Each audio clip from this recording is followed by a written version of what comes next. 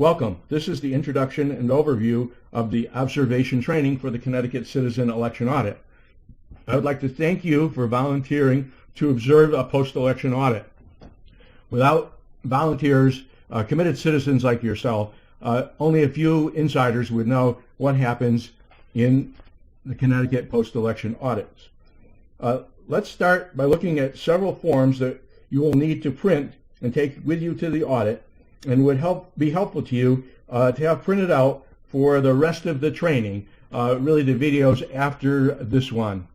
The homepage for the Connecticut Citizen Election Audit, if you go down the right side, you will see two lists of links to various documents.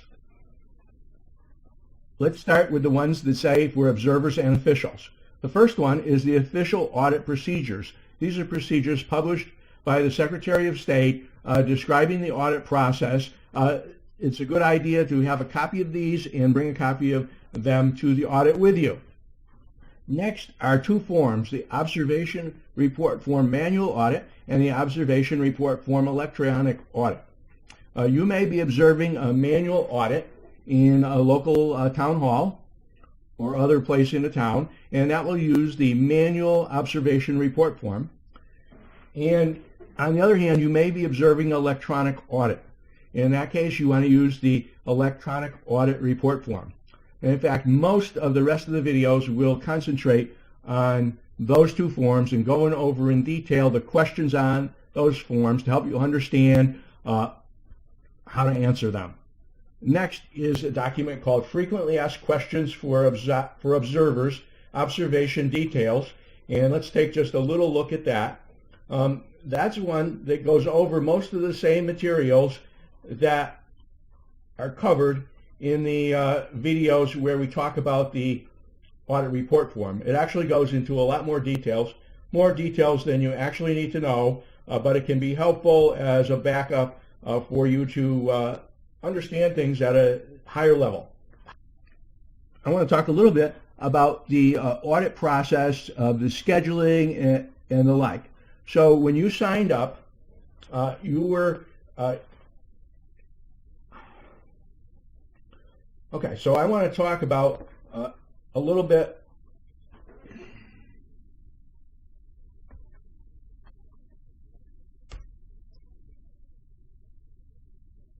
Okay, now I want to go into a little bit of an overview of the process. Sometime before now, you signed up for the audit. You gave us several days that you would be available to observe an audit, and you also gave us the distance that you would be willing to travel from your town to observe an audit. When you signed up, you should have gotten an email with a link to our Observer Resources and Information page.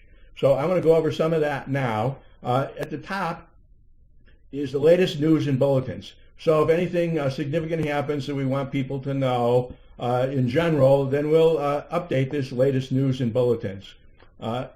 We also have questions and reporting number. That's my phone number, and you can use that anytime. Leave me a voicemail if you don't get me. And then next are links to those same frequently asked questions. The first one, frequently asked questions about observing, is really about some of the material we're covering here. There's also a link for those official state audit procedures, a link to the Observer Code of Conduct. Now we have a separate video that you should watch about the Observer Code of Conduct. And here we have the observation report forms, the same forms that we talked about earlier, the printable forms for the manual audits and the electronic audits. The subsequent videos will for the most part be combined because many of the questions for the manual audits are the same as for the electronic audits. However, in some cases there are some videos specific to the manual audits and others specific to the electronic audits. And finally, for the observation reports, we have the online report entry.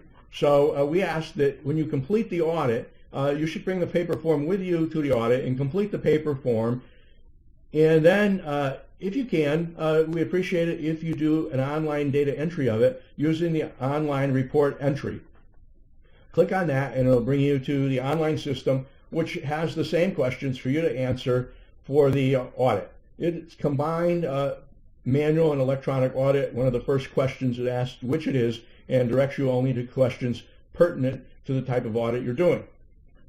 Next is the conference call training. When you signed up, you got invited to a conference call training. There's the phone number, there's the conference call code number, and after that, there's the dates and times of those call-in trainings. Now, this may differ when it's time for your audit. This happens to be the list for 2018, but those may change from time to time. The phone number, the conference code, and of course the dates and times. If you miss a call that you were signed up for, you can simply call in at a later scheduled call. These calls are really mostly for describing the current status of the audits and also answering questions you may have after observing the videos. So please join a call, and it's very helpful to listen to the questions from other people. And experienced observers can learn and also help new observers by providing their experience to them. And finally, on this page is our video training. Now, right now, we do not have it updated because we're recording a new set of videos right now. So they'll be updated later in the summer, early in August in 2018, and you'll be able to see the videos and get all of the training videos. So, so let me describe the process. You've all signed up for certain dates and times when you're available to do the audits. Now what happens is the election occurs, and then sometime after that, hopefully about a week in advance of when the audits start, the Secretary of State will do a random drawing and select randomly the districts to be audited. And the audits actually start on the Wednesday 2 weeks after the election, the 15th day after the election or primary, and then they usually go on for a period of 2 to 3 weeks.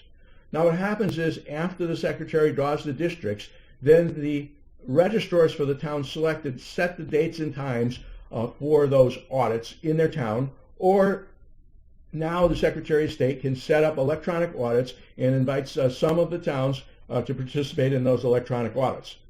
Now here at Connecticut Citizen Election Audit, we immediately go into the mode of calling towns, emailing town registrars that were selected to ask them to let us know the date and times of the post-election audits, when they're going to hold them for their towns, if they're going to do an electronic audit, and what day that will be, etc. Now what happens then is as we receive the information of where the audits are going to be held and when, we start to match up you, the observers, with audits on days when you're available near where you live. Even if you said you're willing to go anywhere in Connecticut, which we very, very much appreciate, we do our best to find audits that are relatively near to where you live. I hope everybody signed up for at least 3 weekdays and at least 35 miles from your home. We appreciate anything you can volunteer for, but it's most likely that most audits will be during the week, some are on Saturday, rarely on Sunday, and if we have a 35-mile distance, we can usually find an audit for you that you can observe.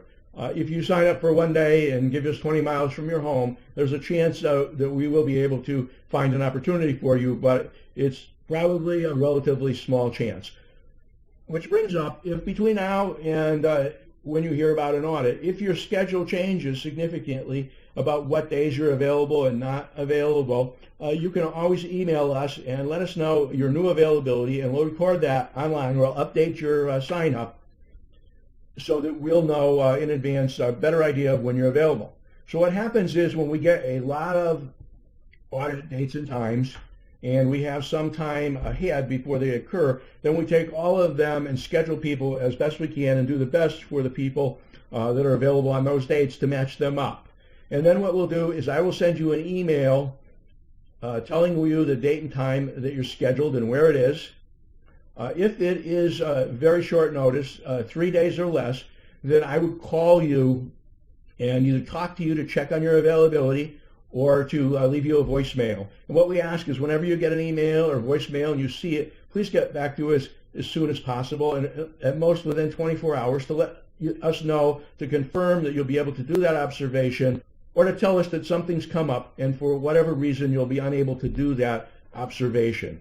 We do provide in that email all the information also, the date and time and the location of the audit and any other special information you might need. So when you get that email, look at it, respond to it, and use the address we've given you of Town Hall or whatever other location the audit is in to use Google Maps or MapQuest to figure out how to get there and how long it will take you. As we say elsewhere, we would like you to be in the parking lot 15 to 20 minutes before the audit's to begin. You should take a little bit into account of what the traffic is when you're going, the time of day, and try to get there in time to find the location and be at the room where the audit occurs at least 5 minutes before the audit starts. Very important to observe what happens at the beginning of the audit and the end of the audit. So that's pretty much it for this introduction. Please go over the video for the Code of Conduct and then go on to the detailed videos covering the audit report forms, both the manual audits and the electronic audits.